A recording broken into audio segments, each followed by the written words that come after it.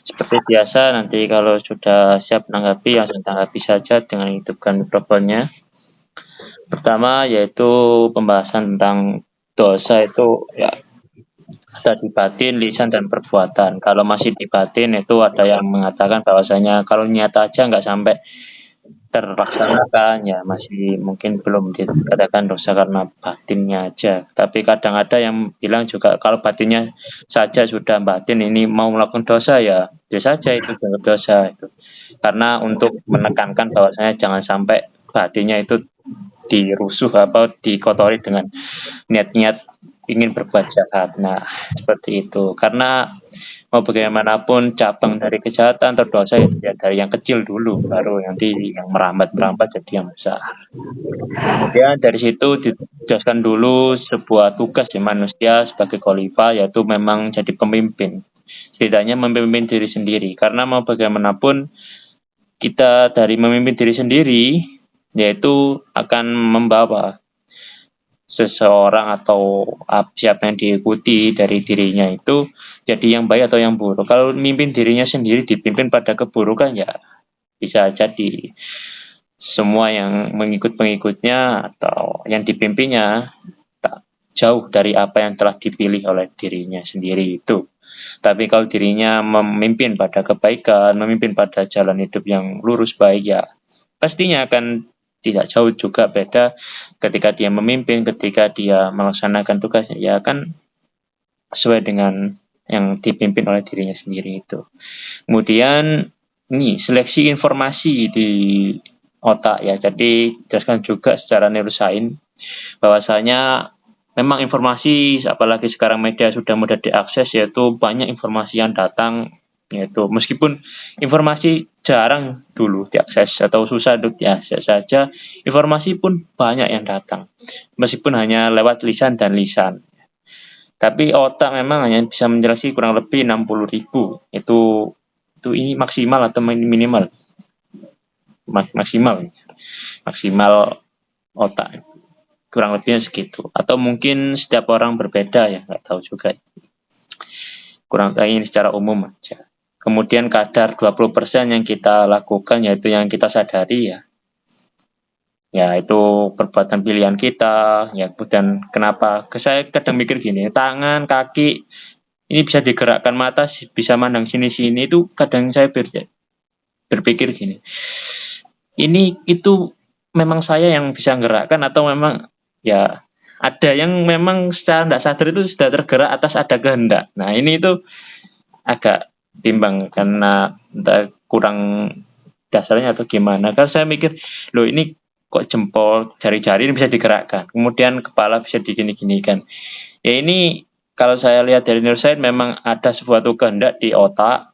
Di otak itu ada suatu kehendak, kemudian kehendak itu dikirimkan lewat saraf-saraf kepada saraf-saraf yang ingin gerakan jari, gerakan kepala, atau organ-organ yang memang bisa digerakkan. Itu menuju ke situ gerakannya kurang lebih berapa sekian detik gitu. Sehingga memang ketika kita berkehendak ingin menggerakkan tangan, ya kita bisa bergerak. Adapun orang-orang yang dimana disabilitas, yang dimana kadang gerakan ini tidak bisa, gerakan itu tidak bisa, karena memang ada gangguan saraf di situ untuk mengirimkan sinyal gerakan pada dirinya. Sehingga memang perlambat gerakan atau kita inginnya langsung gerak gini umpamanya. Tapi nggak gerak-gerak, tunggu 1 detik baru bergerak. Itu kan ya kadang ada yang seperti itu kan itu ya bermasalah dengan saraf-sarafnya. Sehingga hal itu ada ya memang. Kadang kita pikir-pikir ini yang sebenarnya ikut 80% tidak sadar atau memang yang sadar. Ya. 80% tidak sadar juga sangat banyak sekali jantung kita, saraf-saraf atau sel-sel kita, darah kita, kromosom dan lain sebagainya di dalam ini kan kalau yang ngaturnya nggak Allah ya siapa lagi.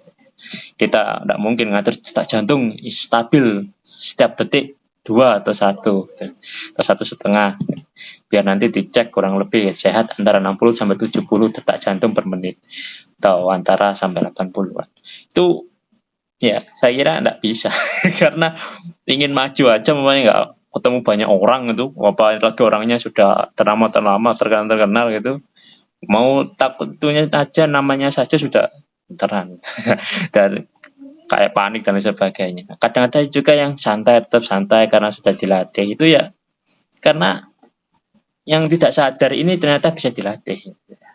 Bisa dilatih. Entah itu latihannya sampai tingkatan mana, apakah bisa sampai memang bisa sampai 80% atau enggak. Nah, itu tergantung orangnya.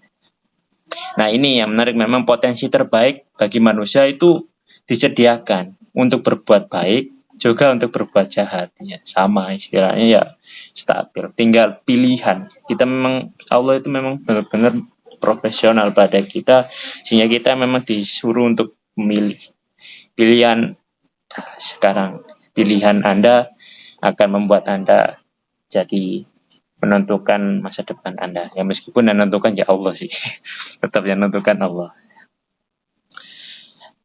Nah, ini saya mau tanyakan juga. Ini kalau hipnotis, ini bicara tentang hipnotis, ini mungkin beda sih, memang beda. Hipnotis itu apakah memang salah satu mempengaruhi pilihan kita, atau gimana, atau enggak ya sebenarnya, atau cuman itu gangguan luar, atau memang kita itu memang bisa terpengaruh untuk mengikuti apa yang diinginkan oleh yang faktor orang lain itu. Ketika terhipnotis dalam artian ya memang kita jadikan kayak boneka gitu.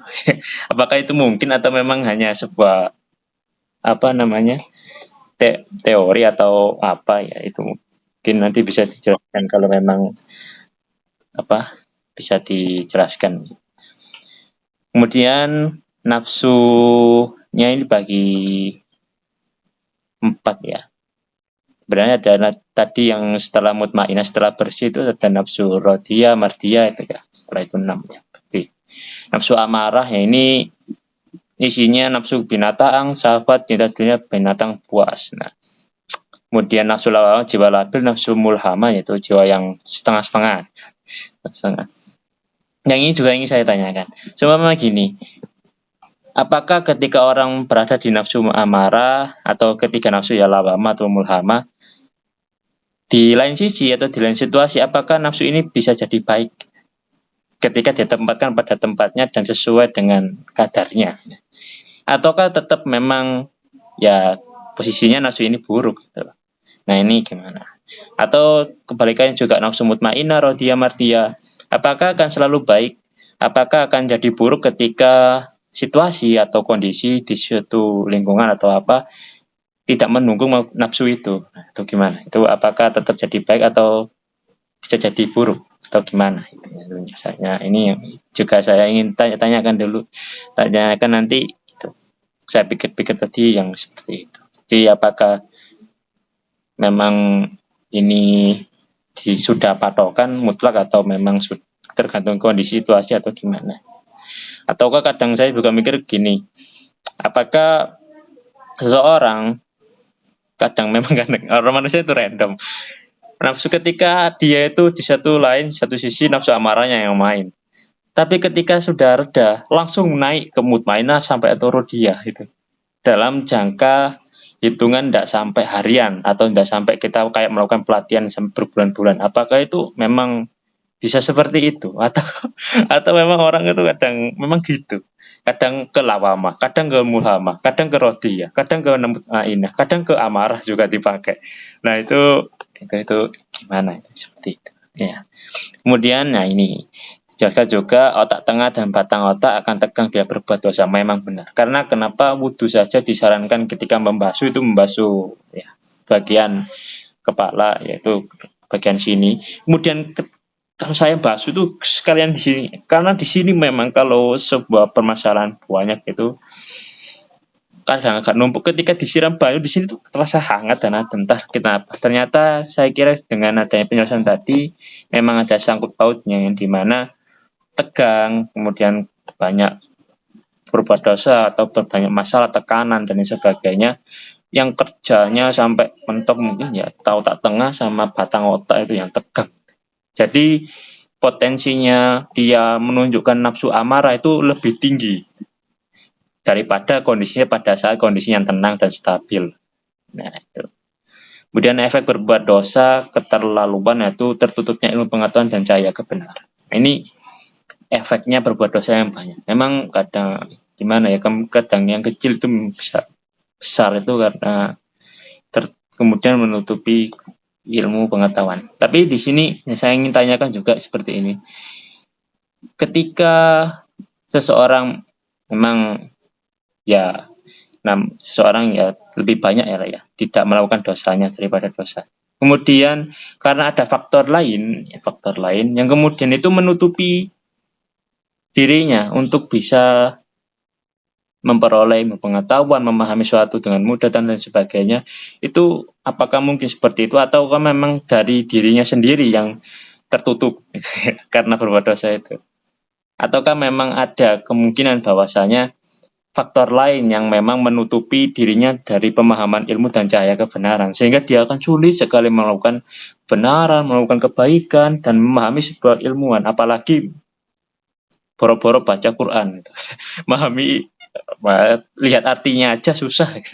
Apa kadang kok lihat artinya, didengerin bacaan Quran aja katanya panas dan sebagainya, kan repot ini orang-orang seperti kan ya gimana ini? Apakah memang ada faktor luar atau memang karena dirinya dari dalam itu yang memang menimbulkan hal itu, ataukah memang dua-duanya? Karena ada faktor luar, dirinya dukung, jadi memang benar-benar klop, tertutup semua. Itu kan jadi kacau juga.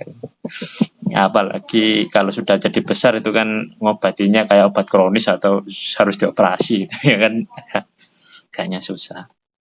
Nah, kemudian yang ini jelaskan bahwasanya Imam Al-Ghazali itu jelaskan bahwasanya kalbu, nafsu dan akal. Di Ihya Ulumuddin ya kalau saya baca itu Imam Ghazali itu membedakannya itu dari nafsu itu amarah dan nafsu syahwat.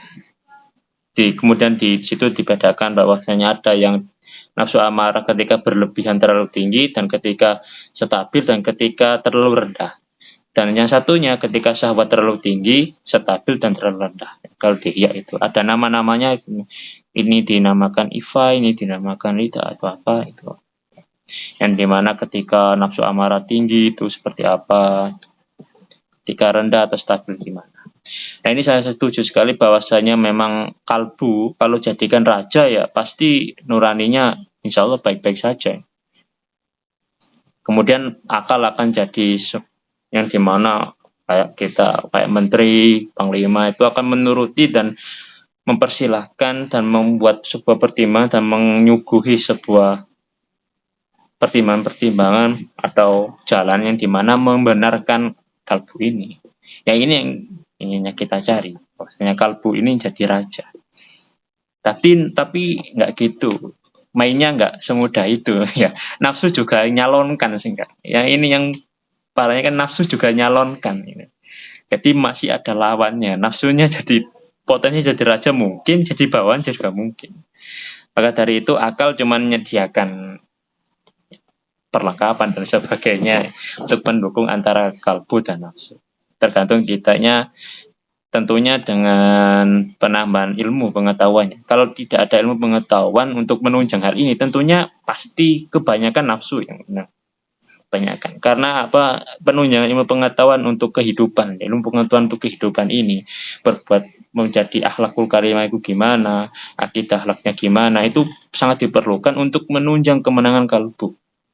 Kalau ilmu pengetahuannya sudah kurang, nafsunya yang main, ya tentunya kayak Imam Ghazali itu juga jelaskan gini, ada orang itu 4 bagi 4 tuh, yang keempatnya itu yang paling parah. Dia itu hidupnya sudah berada di lingkungan jahat dan perbuatannya itu juga jahat dan dia menganggap bahwasanya perbuatan jahatnya itu ya itulah kebaikan dan kebenaran. Nah itu yang kacaunya itu yang kurangnya, dalam artian penunjang kalbunya tidak ada. Kayak pemain kita itu partai untuk mendukung kalbu itu kurang ada. Jadi kemenangan untuk kalbu itu nggak ada karena partainya dukung sedikit. Ya kalau yang dukung nafsunya banyak itu wah itu jadi ya itu nafsunya yang jadi. Nah itu yang kurang perlu kan kita jadikan itu. Kalau yang Ghazali yang bisa kemungkinan lurus yaitu kemungkinan orang yang pertama untuk memenangkan kalbu, yaitu ketika dia memang nggak tahu apa-apa, di jalannya susah, kemudian ada orang butuh pembimbing, dia dibimbing, kemudian ditunjukkan bagaimana ini kehidupan ini, begini, kemudian dia memilih jalan kalbu yang benar, dan kemudian situ kalbu yang terpilih jadi raja. Insya Allah dia akan baik. Tuh. Kurang lebihnya seperti itu. Monggo Pak Adi.